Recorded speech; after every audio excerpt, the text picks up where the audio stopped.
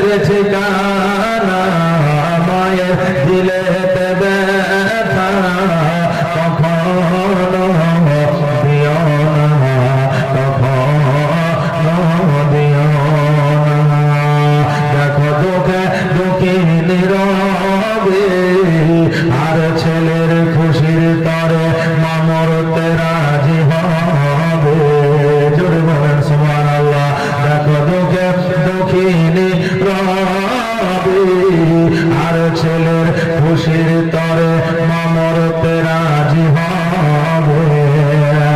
আর জীবন দিলে আসল হবে না,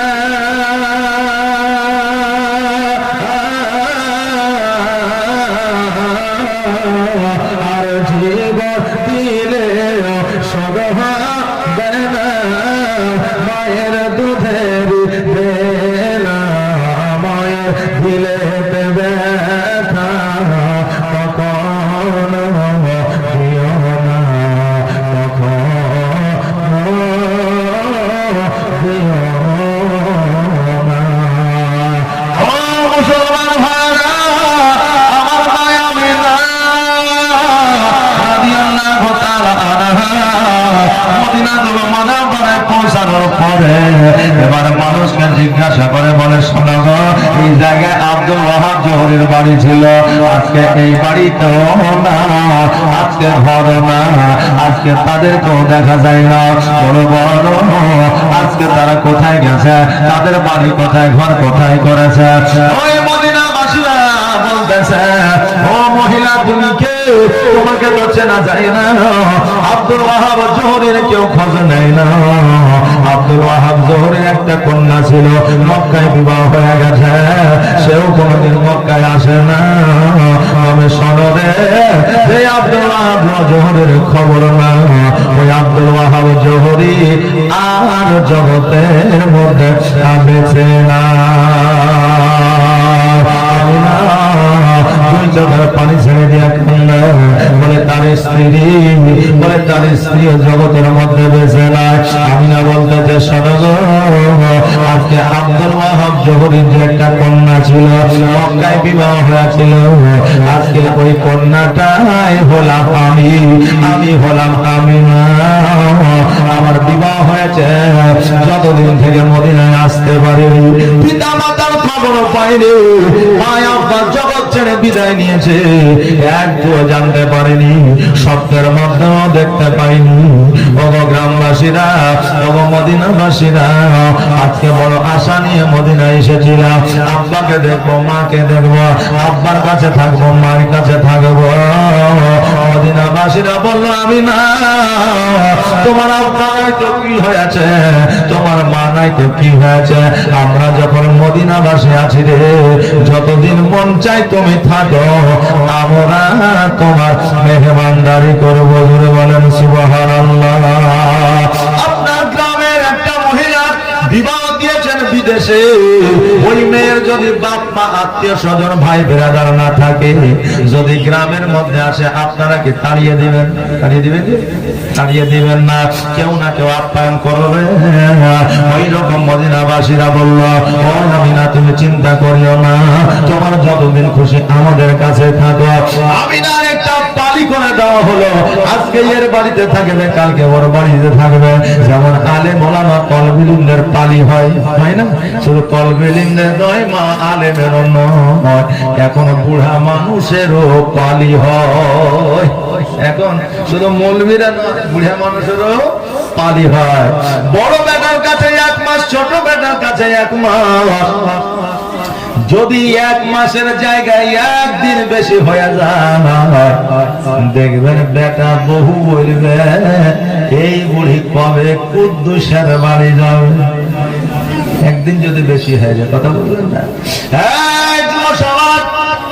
আজকে তুমি 1 মাস বাপ মাকে পোষণ করতে পেরেশান হয়ে যাও। ওই বাপ মা তোমাকে ছোট থেকে বড় করেছে, তুমি যে জীবন যাপন করতেছ, কতদিন পর্যন্ত তোমার ওই বাপ মা তোমার দেখভাল করেছে, একটা বারও বলে নাই আমি আর তাকে কিছু দিতে পারবো না।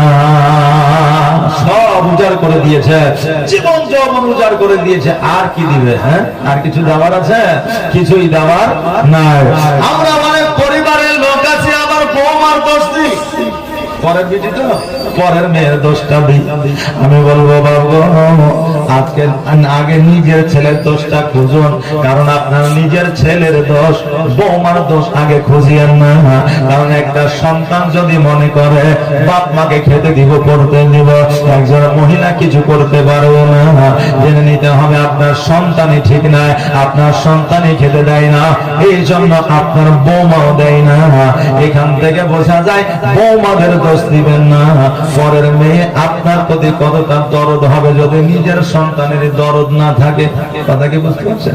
নিজের সন্তানের যদি দরদ না থাকে, পরের মেয়ে কেমন দরদ থাকবে? ও বাবা রে ভাইরা, তবে সব বৌমা কিন্তু এক নয়। তবে শুনেলেন, বৌমাদের দোষ আগে দিতে যাবেন না, আগে নিজের ছেলের দোষটা খুঁজে নেব। বাবা রে ভাইরা, আমার মায় আমিনার পালি করে দেওয়া হলো, এক বাড়ি থেকে অপর বাড়ি, আজকে এর বাড়িতে একদিন, ওর বাড়িতে একদিন, তার বাড়িতে একদিন, এইভাবে আপনার 5 দিন অতিবাহিত হয়ে গেল। কাশি বলতেছে আমিনা, আর দেরি করা যাবে না, দেরি করা যাবে না।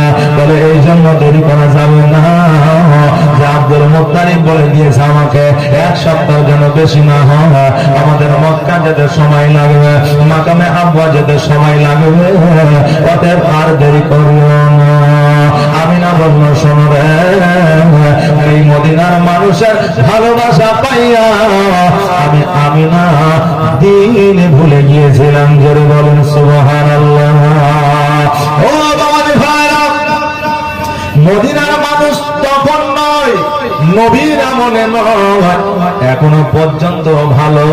যারা হজ করতে গিয়েছে তাদেরকে জিজ্ঞাসা করবেন, মক্কার মানুষের একটু কড়া, একটু মেজাজওয়ালা, আর মদিনার মানুষেরা হলো শান্ত, তারা মানুষকে প্রেম করনেওয়ালা।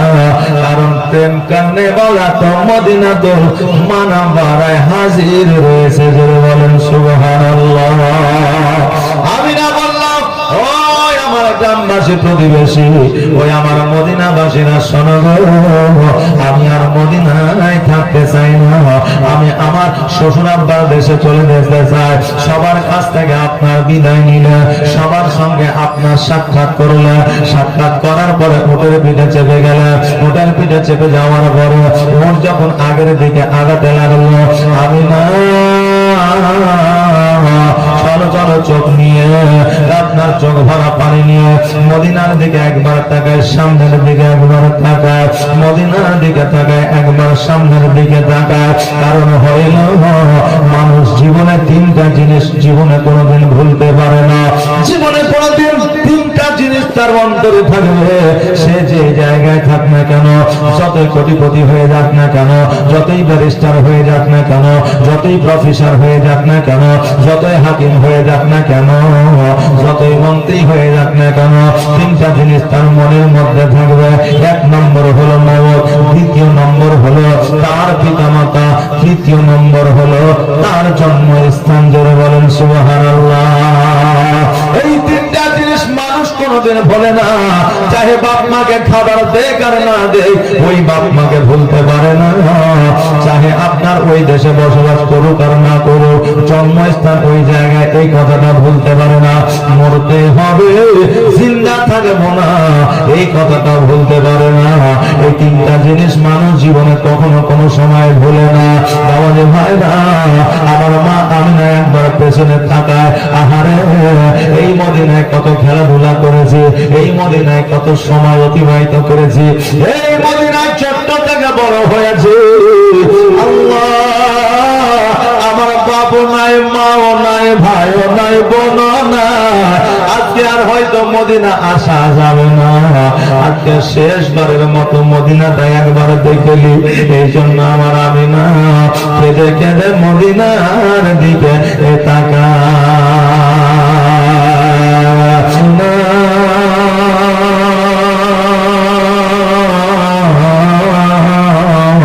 আল্লাহকে বলে, আল্লাহ এই মদিনা হয়তো আর দেখা এমন হবে না, আজকে শেষবারের মতো মদিনাটা দেখে নি। আমি না ততক্ষণ পর্যন্ত মদিনার দিকে তাকায়া আর রইলেন। বাবারে, নিজের কন্যার যখন বিবাহ দিয়েছে, কন্যা 1 সপ্তাহ 2 সপ্তাহ 1 মাস 2 মাস পরে যখন বাপের বাড়ি বেড়াতে আসে, যখন মা চাঁদের 5 দিন মেয়েকে রাখিয়া যখন জামাইয়ের সঙ্গে আমার শ্বশুর বাড়ি পাঠিয়ে দেয়, দরওয়াজার সম্মুখে সন্তান মায়ের দিকে তাকায়, মা কন্যার দিকে তাকায় আর চোখের পানি ছলছল করে, কন্যাকে বলে মারে আবার আমার বাড়ি বেড়াতে আসে। ওই কন্যা সন্তান কি বলবে খুঁজে না পেয়ে বড় আবেগ নিয়ে বলে, মা তোমার বাড়িতে জায়গা দিবে না বলে আমার বিয়ে দিয়ে দিয়েছো। কথাটা শুনতে কেমন লাগলে রে বাবা? এটা অতি সহজ কথা নয়, এটা বড় কষ্টে আমার মায়েরা বলে থাকে। আর এই কষ্টটা কেউ বোঝে না, কেউ বোঝে না, একমাত্র ওই কন্যার মাই বুঝে ধরে বলেন সুবহানাল্লাহ। আমি না মদিনা কোন মানা মারা ছেড়ে দিয়া যখন সামনের দিকে আগাতে লাগলে দেখছে একটা ডান দিকে রাস্তা, বাম দিকে একটা রাস্তা, সামনে একটা রাস্তা, পেছনে একটা রাস্তা। আমার নবীকে বললেন, ও মুহাম্মদ, আমরা কোন রাস্তা দিয়ে যাব? ডান দিকে রাস্তা দিয়ে নাকি বাম দিকে রাস্তা? আমি না যখন এই কথা বললেন, আমার দয়ার নবী, মায়ার নবী সাল্লাল্লাহু তাআলা আলাইহি ওয়াসাল্লাম বললেন, মা আমরা আসার সময় কোন রাস্তা হয়ে এসেছি? বলে ডান দিকে রাস্তা হয়ে। নবী আমার বললেন, মা গো, তবে আজকে আমরা বাম দিকে রাস্তা হয়ে যাব। বাম দিকে রাস্তা হয়ে গেলে আমরা মাকামে আবওয়া পাবো, আর মাকামে আবওয়া যখন পাবো গো মা, আমার আব্বা জানের কবরটা দর্শন করে নিব। বাম দিকে রাস্তা দিয়া আমার নবীজি মা দাসীকে লইয়া যেন মাকামে আবওয়ার কাছে পৌঁছায় গেল। আর আমি না ওটের পৃষ্ঠ থেকে যখনই জমিনে পা দিয়েছে, অমনি যেন বাবা কোথা থেকে উড়ে জ্বর যেন আমার আমিনার গায়ে চলে আসলো। আমি না যেন জ্বরে জর্জরিত হয়ে গেল, চলতে যেন পারে না, মাথা ভারী হয়ে গেছে, তুলতে যেন পারে না। আমি না শরীর যেন চলে না।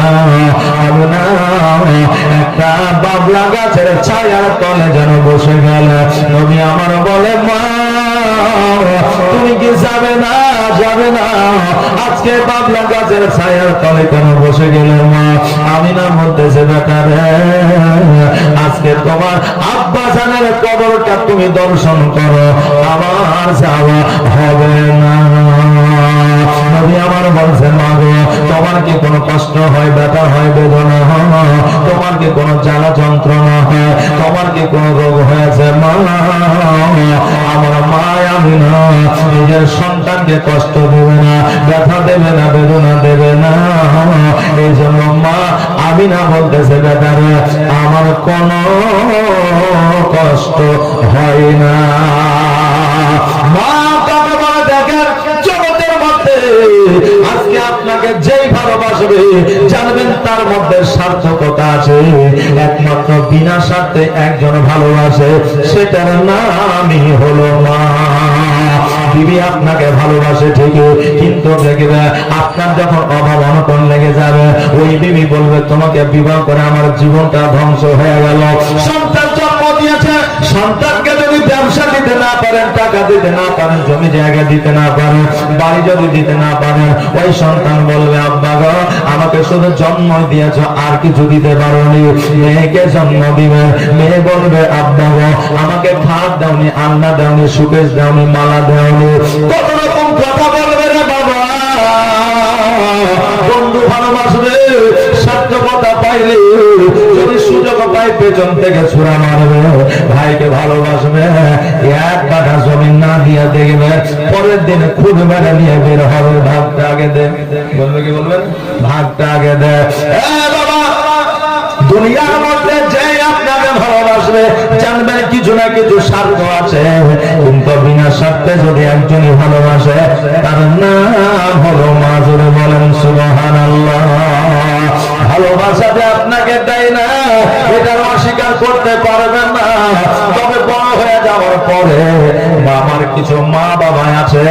যারা নিজের সন্তান হলেও এক সন্তানকে বেশি দেখে, অপর সন্তানকে দেখতে পারে না, এইরকম ইতিহাস আছে না নাই?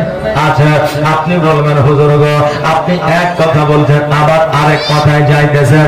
মূল পয়েন্টে আসি, শোনেন। আপনার পিতা মাতা যে হক আদায় করতে পারে এটা একবারে বাস্তব না। কারণ অনেক পিতা মাতা সন্তানের হক আদায় করতে পারে না।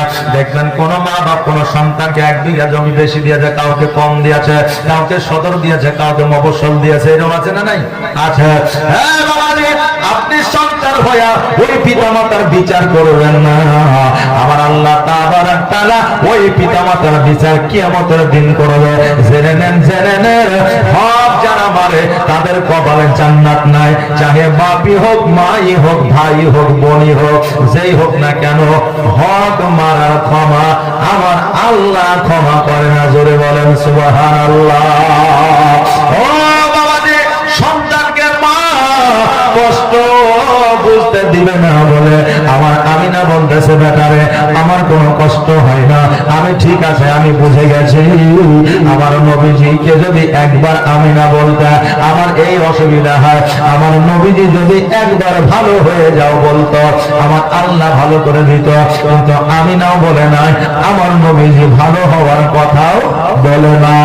আমিনা বললে, বেটা দেরি করো না, যাও যাও তোমার আব্বা জানের কবরটা জিয়ারত করে এসো। আমিনা দুই চোখে যেন পানি, সন্তান মোহাম্মদ যেন বুঝতে পারলেন, জানতে পারলেন নিশ্চয় মায়ের কোনো কষ্ট হয়, কোনো অসুবিধা হয়। মা তোমার কি অসুবিধা আমাকে তুমি একবার বলো। মা বলে, বেটা আমার কোনো অসুবিধা হয় না, কারণ আমিনা মনে করে আমার অসুবিধা হচ্ছে এই কথাটা যদি আমার সন্তানকে বলি আমার সন্তান কষ্ট পেয়ে যাবে, আর আমার সন্তান যদি কষ্ট পেয়ে যায় আমি মা আমিনা সহ্য করতে পারবো না। আমিনা বলল, বেটা তোমার আব্বার কবরটা জিয়ারত করে এসো। নবী আমার মায়ের হাতখানা ধরে বলল, মা গো আজকে আমি 6 মাসের সন্তান, যখন তোমার গর্ভে ছিলাম আমার আব্বা আমাকে ছেড়ে চলে গেছে গো মা। ও মা, আজকে 6 বছরে তুমিও আমাকে ফাঁকি দিয়ে যেও না। আমিনা দুই চোখে যেন পানি। আমিনা বলল, বেটা রে আমি তোমাকে ফাঁকি দিয়ে যাব না, আমি তোমাকে ছেড়ে আমি যাব না। কারণ কোন মা চাই না শিশু সন্তানকে রেখে দিয়ে অন্ধকার কবরে যেতে, কেউ চাই না পরের জগতে বিদায় নিয়ে চলে যেতে। আমিনা বলল, বেটা আর দেরি করো না, জলদি করে যাও। আমার নবীজি আব্বা জানের কবরের দিকে একবার তাকায়, মায়ের দিকে একবার তাকায়, গুটি গুটি পায়ে যেন আগিয়ে যায়। আচ্ছা বলেন, যারা বলে কবর জিয়ারত করতে হবে না, তারা কি নবীর এই ইতিহাস পড়ে না? নবী আমার 6 বছরের কবর জিয়ারত করেছে আব্বা জানে, আমরা উম্মতি হয়ে কেন করব না? জি, আমরা কেন করব না? নবী আমার দর্শন করেছেন মা আমিনা রাদিয়াল্লাহু তাআলা আনহা, যেন বাবা আপনার বাবলা গাছের ছায়ায় হিলান দিয়ে বসে আছে। এইদিকে আমার আল্লাহ তাবারাক তাআলা ডাক দেয়, ও আজরাইল আর দেরি করিও না, দেরি করিও না, যাও যাও যাও, জলদি করে জগতের মধ্যে চলে যাও। ওই দেখো আমার প্রিয় হাবিবের মা বাবলা গাছের ছায়ায় আরাম করতেছে। অতএব আমার হাবিবের মায়ের জানটাকে কবজ করে নিয়ে আসো। হযরত আজরাইল বলতেছে, আল্লাহ গো আজকে 6 মাস বয়সে তিনার আব্বা জানের জানটা কবজ করেছে, 6 বছর বয়সে তিনার মায়ের জানটা কবজ করবো। আল্লাহ আমার নবী তো জগতে বড় ইতিম হয়ে যাবে, আমার নবীদের মাথার উপরে ছাদ থাকবে না, আমার নবীজি বাবারা মাহারা হয়ে যাবে, গলিতে গলিতে ঘুরবে। আর ইতিম হয়ে কতজনে আঘাত করবে, কেউ পাথরে আঘাত করবে, কেউ দূর দূর করে তাড়াইয়া দেবে। আমার আল্লাহ বলে, ও আজরাইল শোনো রে, আমি আল্লাহ আমার মহিমা বোঝাবো না, আমি যেটা বুঝি তুমি সেটা বোঝো না। তোমাকে যে দায়িত্বখানা দিয়েছে ওই দায়িত্বখানা তুমি পালন করো। হযরতে আজরাইল আলাইহিস সালাম জগতের মধ্যে আসলে দন্দাইমান হইলে আমার আমিনা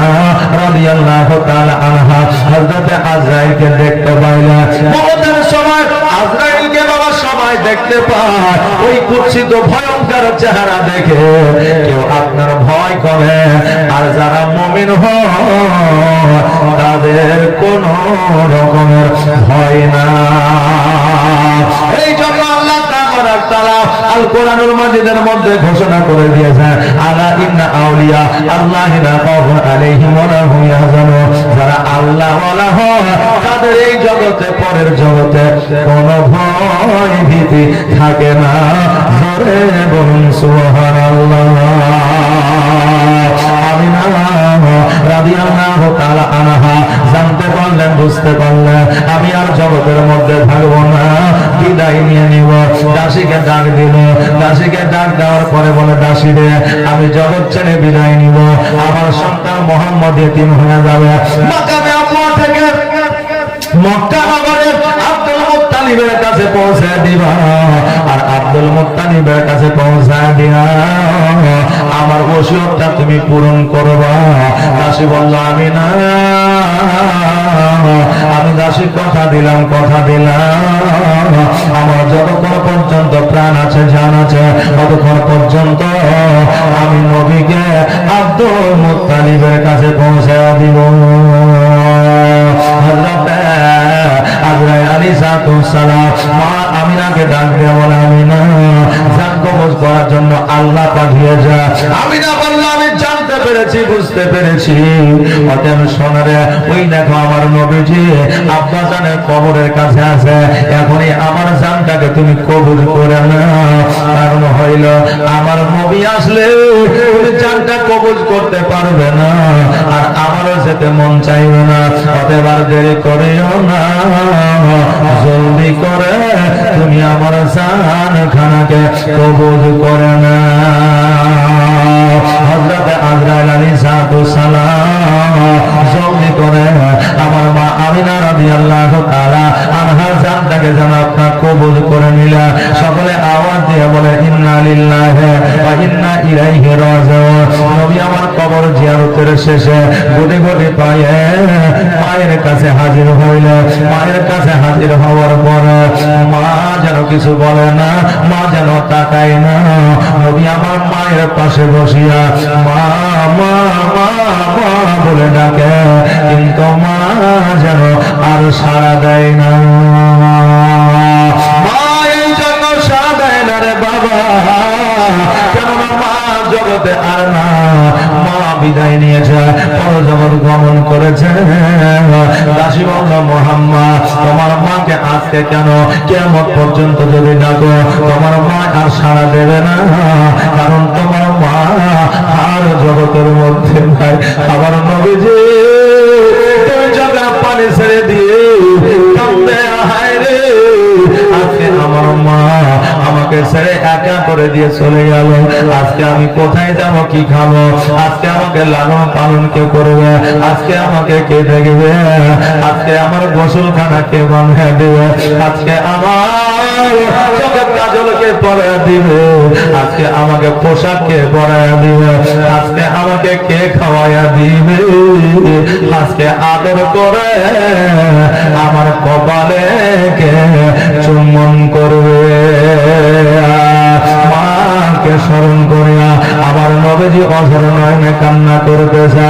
দাসী অনেক রকম ভাবে আপনার নবীজিকে বুঝাইলে, বোঝানোর পরে আমার নবীজি ওই মাধ্যমে আব্বার মানুষজনকে নিয়ে আমার মা আমিনা রাদিয়াল্লাহু তাআলা আনহার যেন দাফন কাফনের ব্যবস্থা করবে।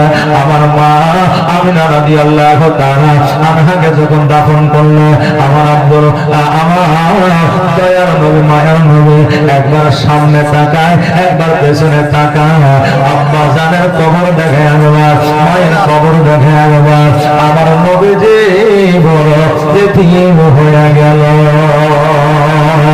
কারণ হইল আমার নবীজি জগতের মধ্যে এতিম ছিল। আমার নবীর চাইতে এতিমের যে যন্ত্রণা, এতিমের যে জ্বালা, এতিমের যে ব্যথা, এতিমের যে বেদনা, আমার নবীর চাইতে আর কেউ বেশি জানে না। ওই দাসী আমার নবী নবী পাক সাল্লাল্লাহু তাআলা আলাইহি ওয়াসাল্লামকে উটের পৃষ্ঠে চাপায়া যেন আপনার মক্কা নগরের দিকে নিয়ে আসতে লাগলেন। আব্দুল মুত্তালিবকে দূর থেকে লক্ষ্য করেছে। আব্দুল মুত্তালিবের কাবা ঘরে হিলান দিয়ে আছে। আব্দুল মুত্তালিব তাকায়া দেখে দাসীকে দেখা যায়, নবীকে দেখা যায়, কিন্তু আমিনাকে দেখা যায় না। দূর থেকে আমার নবীজি উটের পৃষ্ঠে থেকে নেমে দৌড়াতে দৌড়াতে আব্দুল মুত্তালিবের বুকের মধ্যে ঢুকে গিয়ে হাউমাউ করে কাঁদে, দাদা আমার মা নাই, মা নাই, আমার মা বিদায় নিয়ে কবরে গেছে গো দাদা, আমার মা আমাকে আর মোহাম্মদ বলে ডাকবে না, আমাকে আর কোলে নিবে না, আমাকে সম্মান করবে না, আমাকে খাওয়াইয়া দেবে না, আমাকে আর কোনদিন সোনামণি বলে ডাকবে না। আব্দুল মুত্তালিব দুই চোখের পানি ছেড়ে দিয়ে বলে, ভাই রে, আমি আজকে নয়, তোমরা সেই দিনে পার হয়েছিলে সেই দিনে বুঝে গিয়েছিলাম যে আমার আমিনা আর ফিরবে না।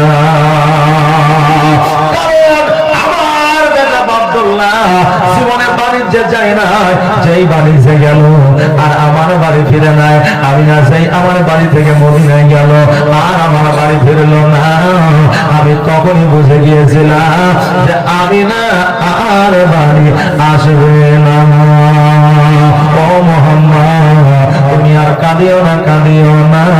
আমি আব্দুল মুত্তালিব যতদিন হায়াতে আছে তোমার কোনো প্রকারে অসুবিধা হতে দিব না।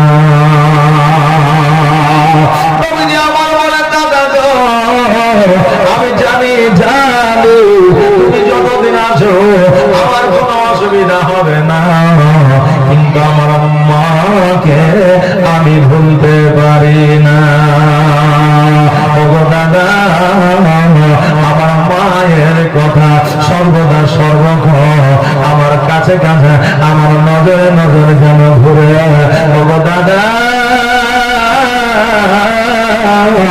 আজকে মানা আমাকে কে খাওয়াইয়া দেবে, আজকে কে আমাকে কাছে নিয়ে থাকবে? আব্দুল মুত্তালিব বলল, আজকে থেকে তুমি আমার কাছে থাকবে। আমার নবী পাক সাল্লাল্লাহু তাআলা আলাইহি ওয়াসাল্লাম আব্দুল মুত্তালিবের কাছে যেন আপনার রাত্রি বেলায় শুয়ে আছে। সারা রাত যেন আব্দুল মুত্তালিবের পাশে আমার নবীজি যেন ডুকরে ডুকরে কাঁদতে আছে। আব্দুল মুত্তালিব বলে, ভাই ও মুহাম্মদ, আর কাঁদিও না, কাঁদিও না, কারণ তুমি যদি এইভাবে কান্না করতে থাকো তোমার অসুখ হয়ে যাবে, তোমার রোগ হয়ে যাবে, তোমার শরীরটা দুর্বল হয়ে যাবে। আমার দয়ার নবী বলে, দাদা আমি তো মনে করি কাঁদব না, কিন্তু আমার কান্না বন্ধ হয় না। ভাইরা, আমার মা বোনেরা শুনলে, আজকে আমার নবী পাক সাল্লাল্লাহু তাআলা আলাইহি ওয়াসাল্লাম মায়ের গুরুত্ব বুঝেছে। আপনিও বুঝেন, আমিও বুঝি, কিন্তু মা যখন পৃথিবী থেকে বিদায় নিয়ে যখন অন্ধকার কবরে চলে যায় তখন আমরা বুঝতে পারি মায়ের গুরুত্ব কতটা। কারণ বাবারে, মায়ের গুরুত্ব আমার আল্লাহ এতটা দিয়েছে। মা যদি আপনার প্রতি অসন্তুষ্ট হয়ে যায়, হাজার ইবাদত করো, ওই ইবাদত আল্লাহর দরবারে কবুল হবে